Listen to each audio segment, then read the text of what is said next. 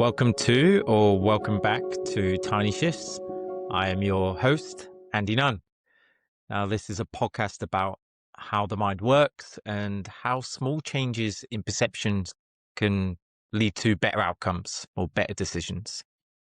Each episode, my goal here is to break down an idea from psychology, neuroscience, magic, through life experience, and turn it into, practical ways that you can, or tools that you can use straight away. So this isn't, if you've come here for, some motivation and some hype, you're in the wrong place.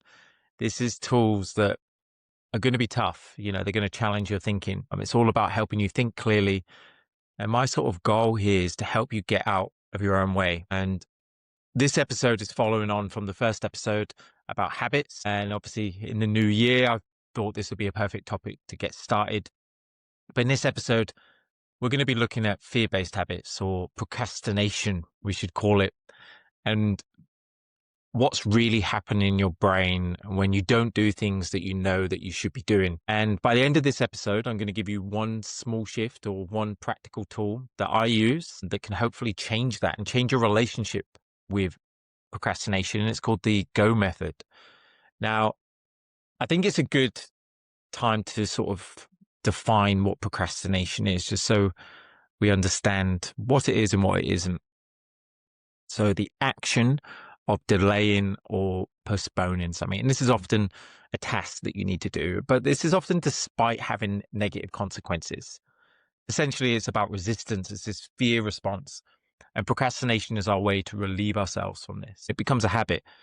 But let me make something very clear. What procrastination isn't, and this is something that we often tie with procrastination. We often make a joke of it. We call the person lazy. Now, often the person who is procrastinating is far from lazy. They often do something in its place that's often harder.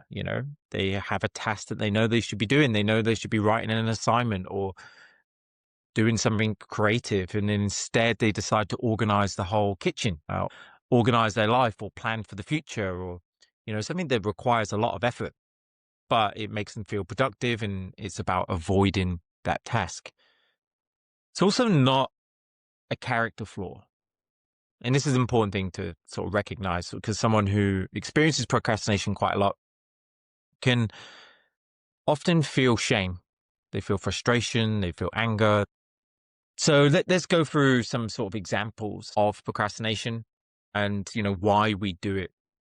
So often people, when you look at procrastination advice, they will tell you it's a scheduling issue. All you need is that next to-do list.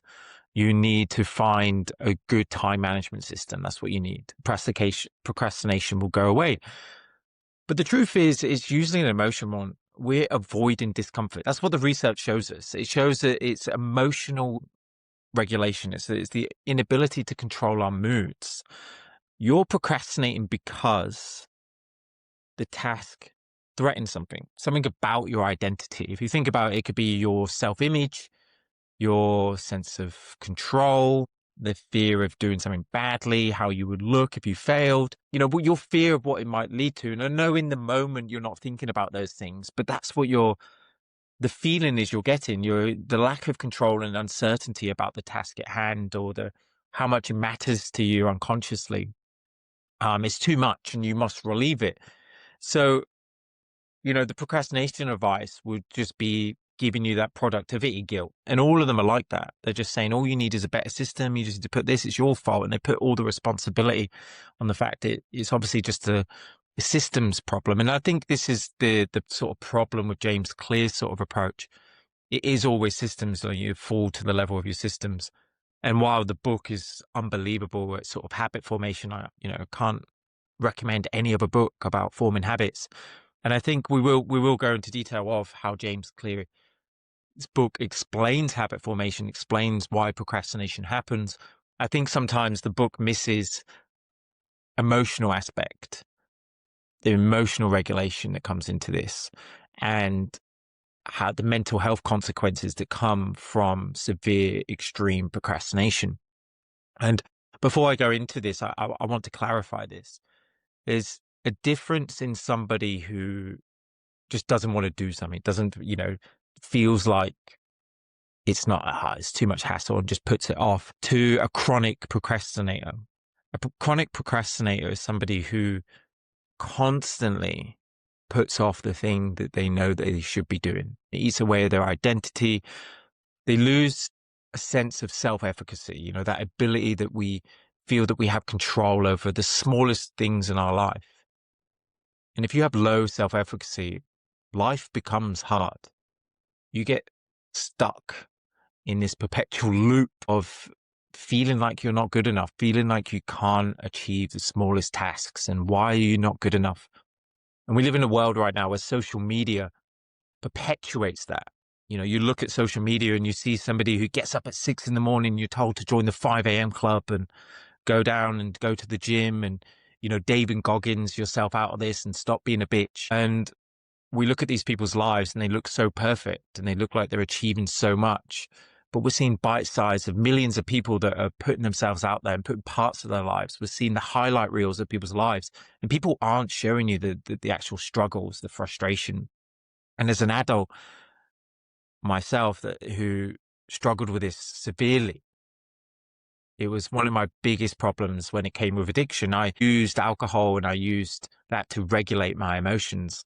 And it wasn't until I understood this that I could make an impact and change it and realize it's not a character flaw. It's just about being human. And once I understood about my neurodivergence and the fact I had ADHD and I could work through that, it was when I had the ability to start controlling the narrative a little bit more, accepting who I am, not trying to be perfect, realizing that I was drunk on the toxic world of the toxic information of social media and looking at other people's lives. And, whether you like it or not, it's an unhealthy way to look at the world. And it causes dissatisfaction. It makes us the lens that we see the world. Our mindset sort of degrades. And it creates this inability to live the life that you want to live. And I think it's really important that I just address that before we go into it about the habit formation, because there'll be a lot of people here who severely struggle with it. And if you do have ADHD or you haven't been diagnosed or had official diagnosis, if you do have it, then this isn't a joking matter. Procrastination is a serious issue that causes a lot of hurt and a lot of shame. We often make a joke of it, but it is a very, very challenging thing. And it can make you feel your mental health can deteriorate really quickly. So I hope this podcast helps people like this who do find procrastination quite frustrating, and even if you're not somebody who's that extreme with it, you will get benefits from this, because this is something in the world we live in today that you're going to understand. We all procrastinate to some extent, but the chronic and the severe procrastinators will hopefully get a real benefit by the end of this. So let's work out why we'd procrastinate. Why would we get the habit? So this is the act of doing it, putting off, postponing a task. So think about whenever you have a task that's presented to you. Let's have an example. So let's say, imagine you're a writer, or you need to write something. You need to do this email, you need to do this task. And when the thought comes to it, you're like, okay, I'm going to do this task, or the thought. That is, if you look at James Clear, habit formation, you have the cue. So the cue is the task itself. And then you get the sort of craving. So the cue creates this negative feelings, this emotion. For me, it comes up at a sort of tension in my chest. I feel this pressure and it begins to rise. And then the thoughts will kick in. I'll start building a narrative or a story around this. I'll be like, oh God, I'm feeling stressed. This is hard. And, I'm not feeling motivated right now. And these are the typical things that people go with. And then you begin to crave to feel better. Okay. So it's just evolutionarily, we often crave to feel good, to go towards pleasure and avoid pain. What do? Well, we often look for a task. Our brain will go see our phone that's there, and it'll be like, I know what, I'll go in and do some sort of task like scrolling. And it might not be that extreme. You might not jump straight to scrolling on your phone to make yourself feel better, but that will be one example. The worst examples are when you have this, you think it's this false productivity. So rather than doing the task itself, you go, I know what, I'm going to reorganize my whole life. I'm going to put everything in alphabetical order on my shelf. I'm going to make everything look great. I'm going to do my washing. I'm going to clean the bedroom. I'm going to do something here. And it gives this false sense of productivity because it makes you feel a bit better and relieves the tension and the stress that you had about yourself. So you've got the cue, you've got the craving, and your response is to go and do that. And your reward is the relief from the tension at the beginning. So remember, to form a habit, you have a cue, you have the sort of craving and response, then you have the behavior, and then or the action, and then you get the reward at the end. So the reward here is that you no longer feel stressed about doing the task, and you feel a bit good about the fact that you did something. Now, that over time becomes a habit, becomes a real habit. When you begin to avoid the discomfort and you're like, oh no, I want to get rid of this, you become a chronic procrastinator, and it becomes part of your identity, becomes part of who you are. We were not going to go into detail to hear about, the neurodivergence involved in this, and because that does matter. It really does matter, and it makes a big impact. But we're going to talk a bit later on about the acceptance part of this. But remember, you evolved to seek pleasure and avoid pain. So this is a natural thing that you would do, okay? But now you have a bit of understanding why you procrastinate and why it makes sense, in terms of the habit formation. But if you think about why it becomes a habit and then what we can do, James Clear would say to form a new habit, what you need to do is you essentially need to make it easy, reduce friction. So, for instance, if you wanted to go to the gym, James Clear in Atomic Habits says we need to put our gym clothes out the night before. So when we wake up in the morning, the gym clothes are there. Yep. So it reduces that friction of having to make the decision in the morning. If you want to eat healthy for the week, to reduce friction and make it easy, batch cook a bunch of healthy meals. Get 5 meals that are just instant, or have a big batch. So you only have to put it in the oven for like a minute or microwave for a minute. And that will just reduce that friction and just make it easier for you. Now, the inverse is true. Okay, so reduce friction to making a habit. If you want to get rid of the habit of procrastination, the inverse is true. So what I mean by this, you increase the friction. So what you do for trying to eat healthy, remove all food from your house, delete the apps on your phone. And if you want to go to the gym, I guess if you want to stop being lazy, remove the TV from the living room to stop you just sitting in front of the TV. They're very extreme examples, but that's essentially it at first, how you could do it. And this works. And I use these sort of tasks. Okay. So for instance, I put my phone in the other room at night. So I don't have the phone next to my bed. And when I work, I try and put the phone on. I have an app called Freedom, which blocks the internet on it, and I can't use my phone for a period of time. Or I place it in a different room down the hall. And just that little bit of friction prevents me from picking up my phone, which I know I could procrastinate on.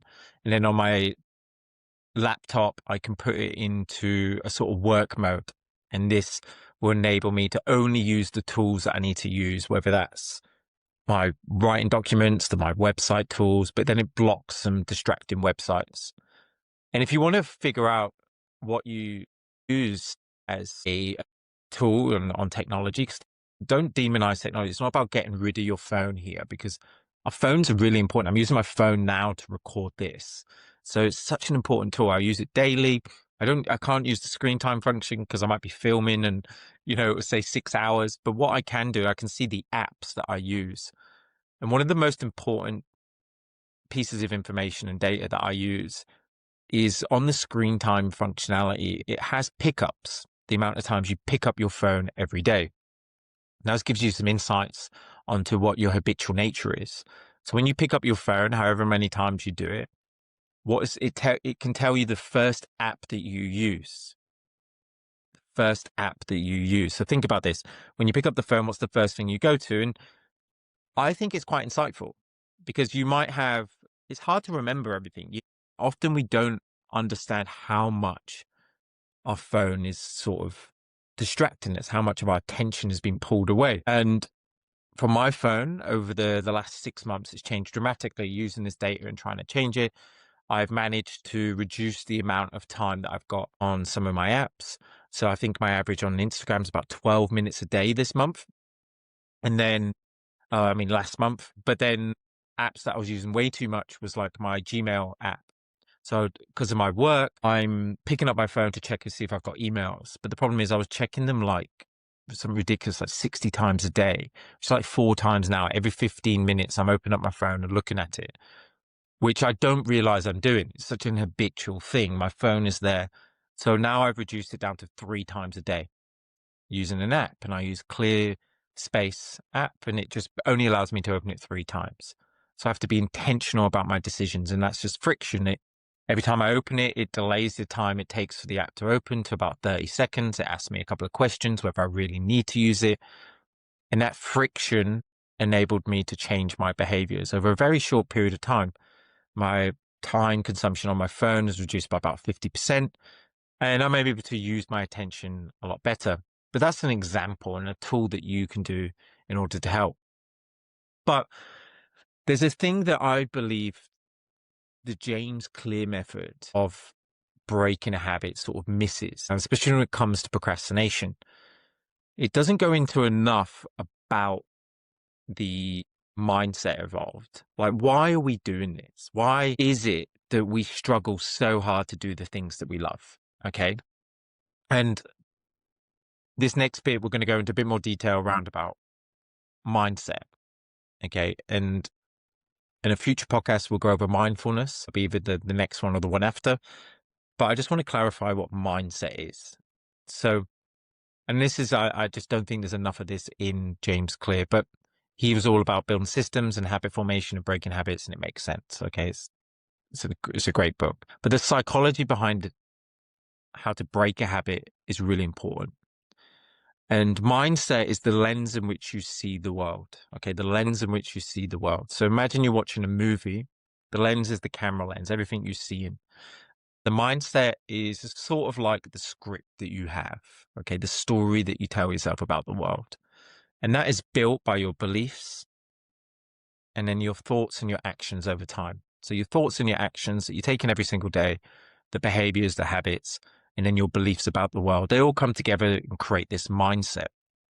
And why this matters is that if you're procrastinating on a continuous basis, if you're a chronic procrastinator, that's a continuous thought and action that sort of erodes at your beliefs, and your beliefs about yourself, your identity-based beliefs will sort of change over time. And you'll start to believe that you're not good enough.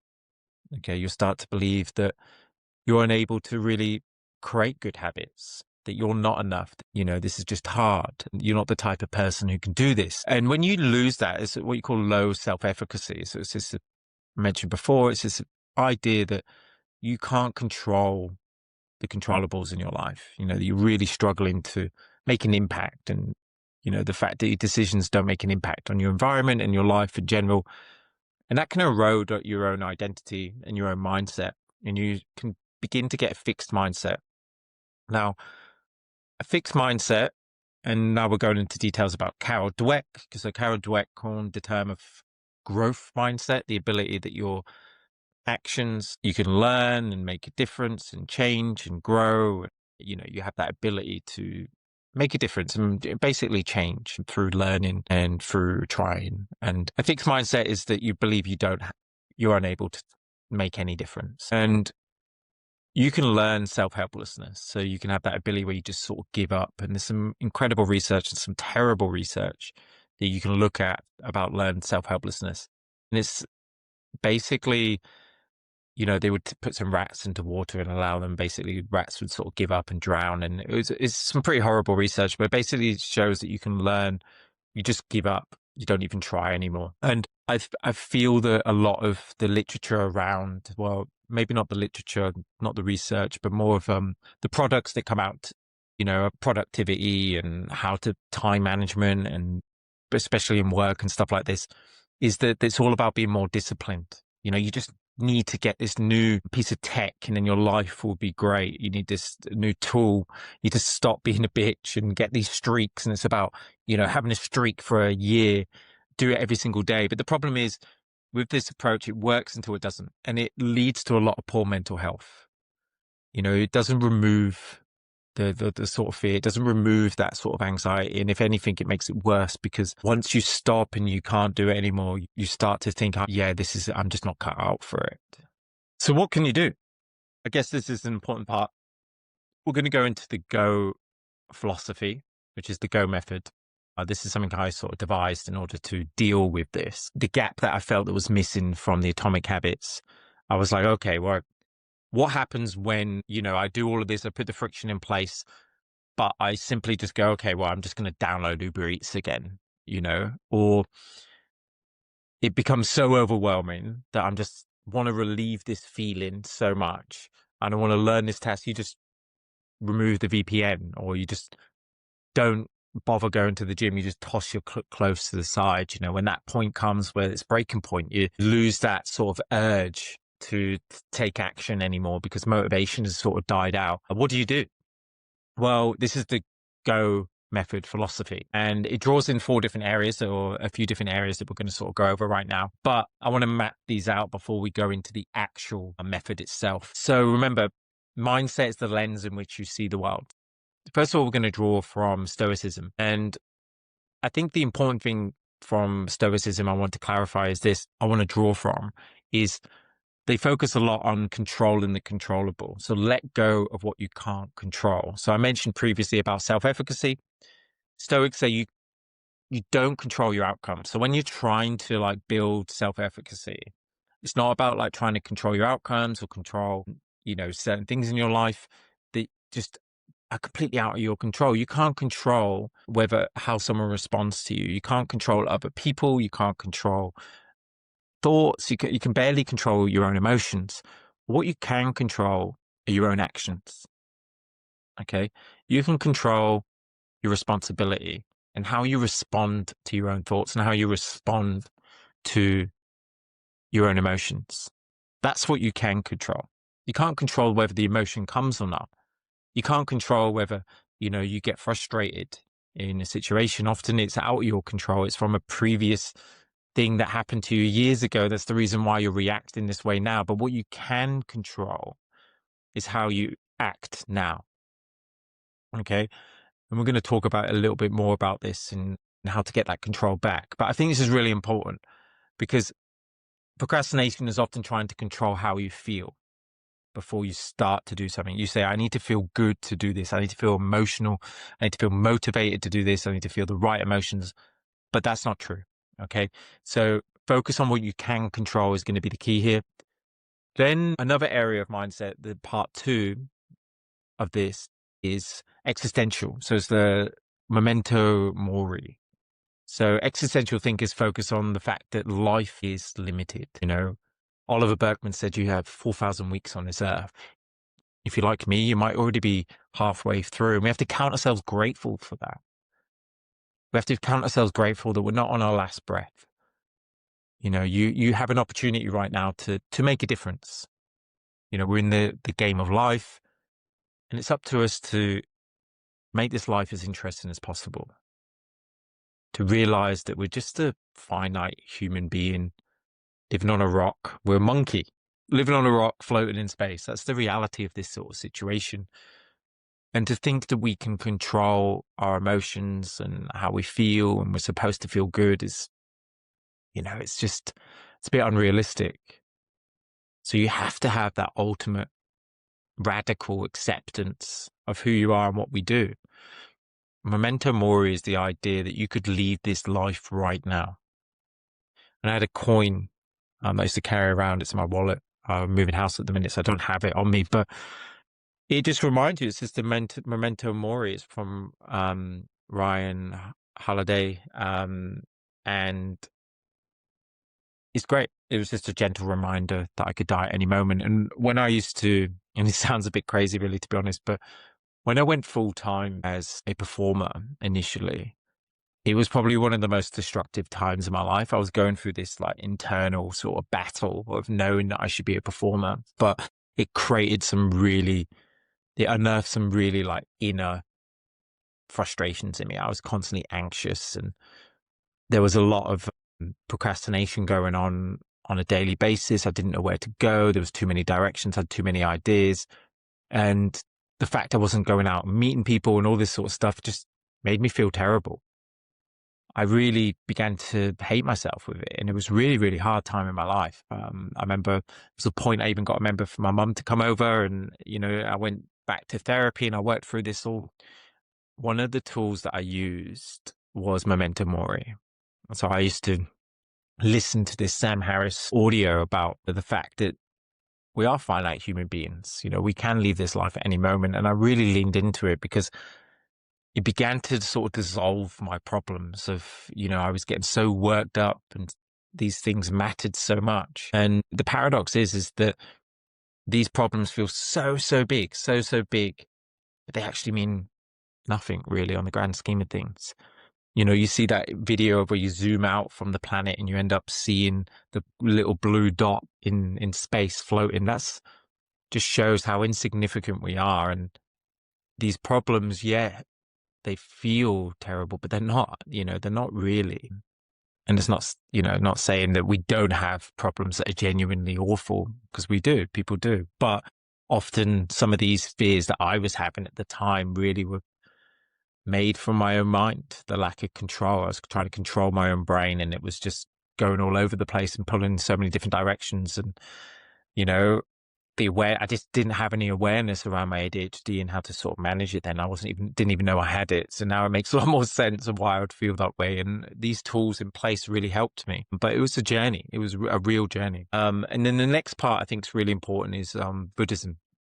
So this is the mindfulness sort of aspect, that suffering comes from clinging. Okay, so I've done a lot of meditation. I've done Vipassana retreat with 10 days of silence. You sit there. It's pretty brutal, but the whole point is just being able to sit. Is equanimous mind, equanimity is just accepting things as they are. Okay. And not trying to cling to these good feelings, just allowing emotions to come and go. Okay. They are just an energy within us when you think about it. And there's a psychologist called John Bishop who has a book. He's an author. It's a really great book. It's called Unfuck Yourself, I believe. It's a great title. He uses a metaphor in that book about Michelangelo. And when he was sculpturing David, he was asked how he created it. He was once asked how he created David. And his answer was, I didn't create the sculpture. I just removed what wasn't David. Now, Bishop uses this as a metaphor for how people treat themselves. Okay. Most people think that change works like this. I need to add confidence. I need to remove fear. I need to fix what's wrong with me. I need to, get this new haircut, all this sort of stuff. But I think it's the way Bishop puts it in his metaphors is you're not broken statue that needs repairing. You're already the sculpture. Okay. So it's just about chipping away at the rock and revealing yourself. Okay, so it's not that something's missing. It's the layers of the avoidance there, the fear, the rules, the self-judgment are just getting in the way of revealing your true expression. So it's not about removing anxiety, eliminating doubt and fears. Instead, it's just letting go, okay? Letting those fears and anxiety that block you. You don't become who you want to be by waiting to feel better. I think that's a better way of putting it. You don't become who you want to be by waiting to feel better or different, okay? You reveal who you already are. Within you is already that person. It's the reason why you feel the way you do. You get these emotions, you get dissatisfied, you get frustrated, you get angry at yourself, because underneath all of that, and those actions that you're taking, the way you're responding and the path that you're on, you're just not happy with it. So I think it's about acting with fear already present. It's about choosing courage over comfort. Courage, as cliche as it sounds, courage isn't acting without fear, it's acting despite a fear. So it's about learning to live in that discomfort. And we are in right now a comfort crisis. We live in a world where we have so much access to feel better.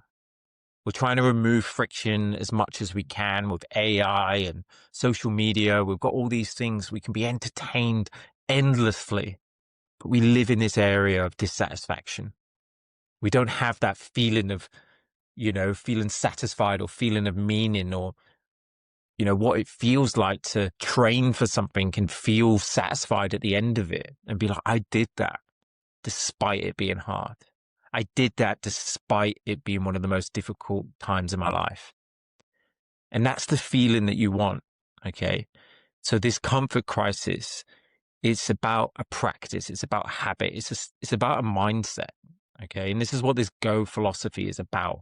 It's about creating this mindset, because you need to remember, and I think just from John Bishop, he says, and this is a quote that I love, and it reminds me of this because I used to think that I was broken.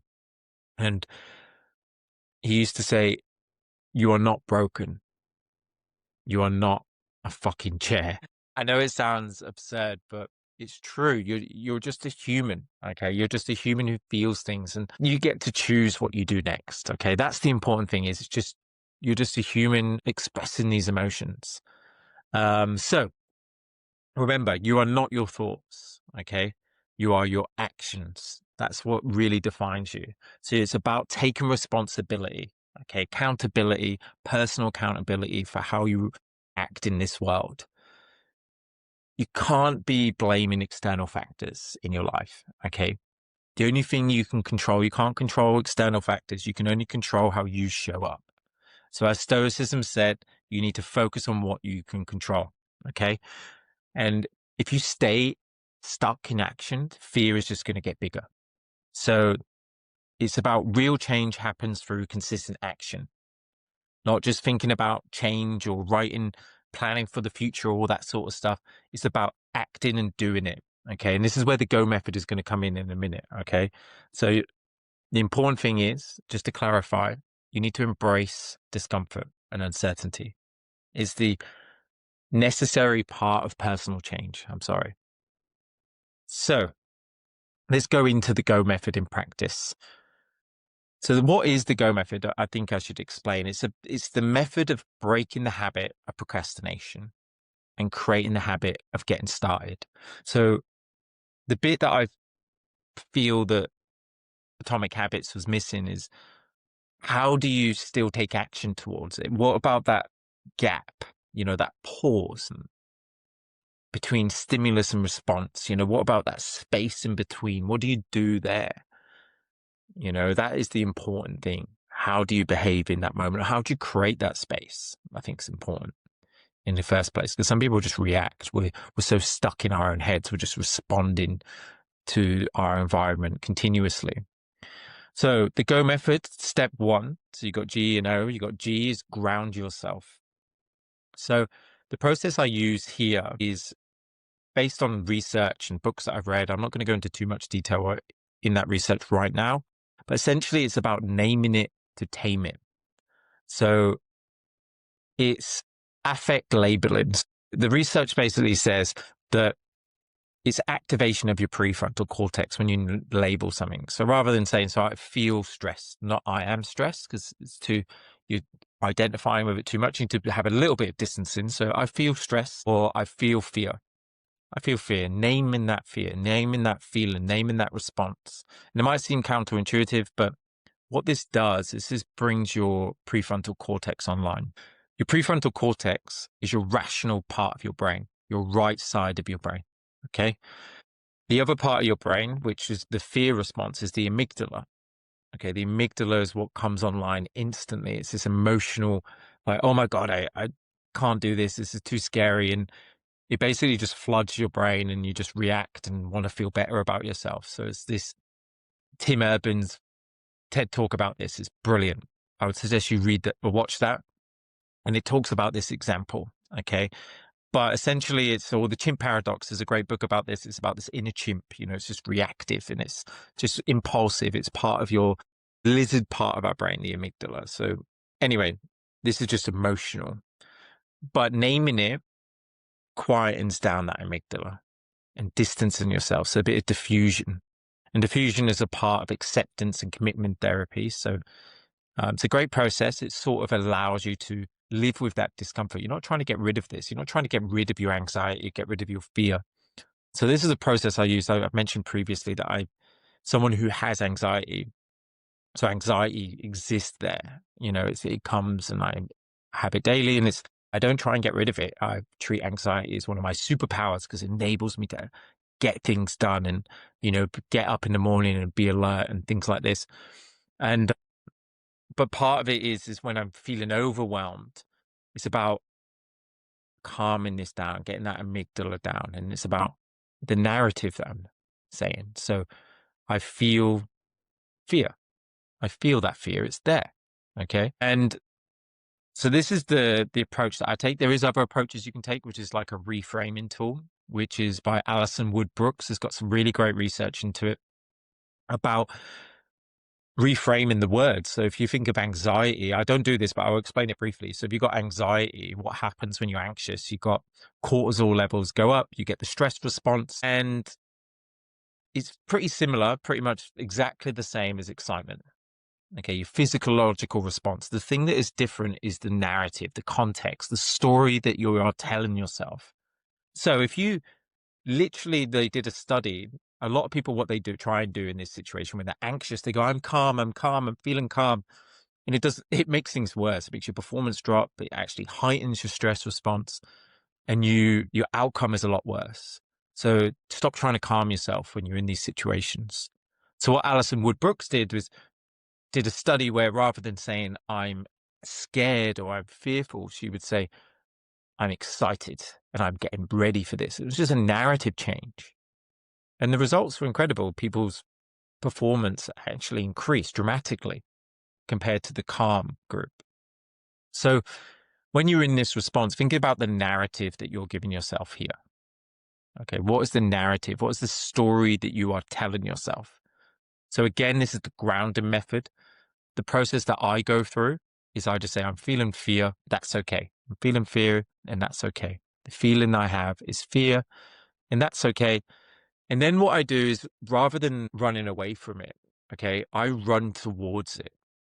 Again, this is counterintuitive, but I tell myself, come on, fear, I want more of you. Okay. The reason this works, when you avoid fear or avoid discomfort, it grows. Okay. Fear lives off. It's like fire and the oxygen. It eats that away. It's the fuel to the fire. And here's some fear truths that you need to get in. And these are some I have written down and I read them because it's really important because fear can control your life if you don't allow it to. But if you use it as a compass, you can go towards it. Okay. So this is it. Fear will never go away as long as I continue to grow. So if you're continually working at your goals and your habits and you're continually updating your life and trying to, be curious and learn new things and do more challenges, you're going to feel this sense of fear. This is the deal that we get as humans. Okay. This is what we are. Okay. It's a bit shit, but it's essentially who we are. And the only way to get rid of the fear is to actually go and do something about it. Go towards it. Okay. So the only way to feel better about yourself, about this fear, is to go out and do it. Do whatever it is, move towards it. Come on, fear. You're going to feel fear in an unfamiliar territory, an unfamiliar environment, something you've never done before. And I tell you what, so is everybody else. Unless you're, you know, Alex Honnold and, fear response doesn't turn online. I think they did some fMRI scanners and realized he doesn't have any fear response. Most of us aren't like that. We're going to feel fear. Okay. So all you need to remember is pushing through fear is less frightening than living a life that comes from avoiding it. So learning to realize that with fear, this is why the GO method, just to clarify, because I know I've said a lot of content with this, but it's actually really simple. The GO method is this. I feel fear. That's okay. Okay. I feel fear. That's okay. Give me more of it. Bring it on. I've got this. I feel fear. That's okay. I've got this. Bring it on. Okay.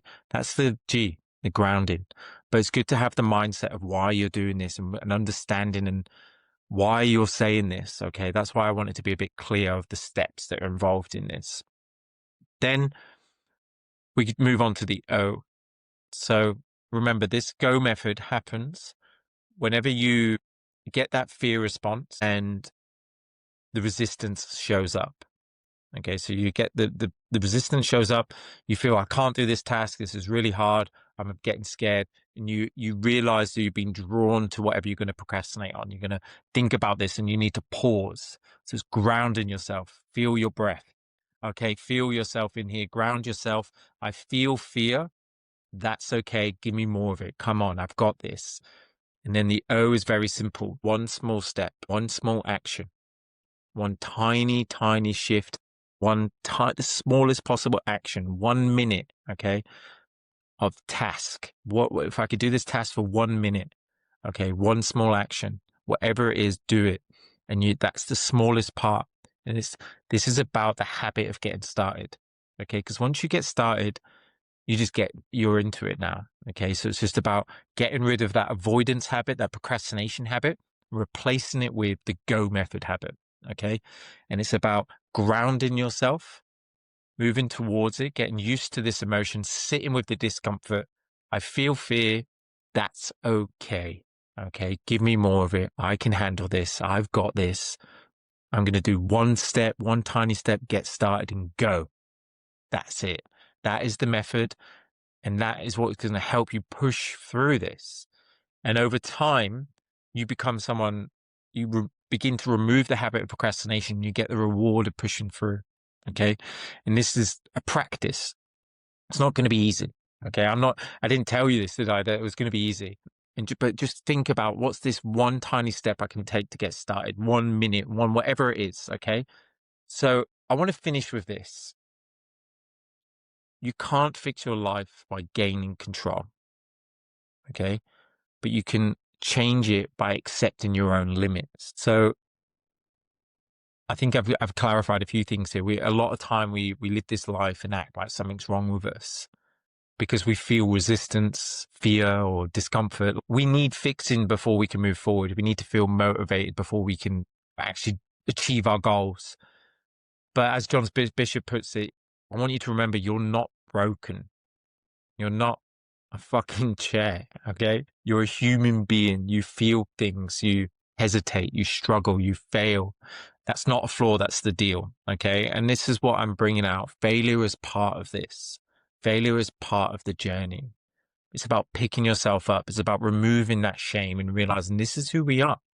This is part of being human, okay? And this is the fun that comes of it, about being curious.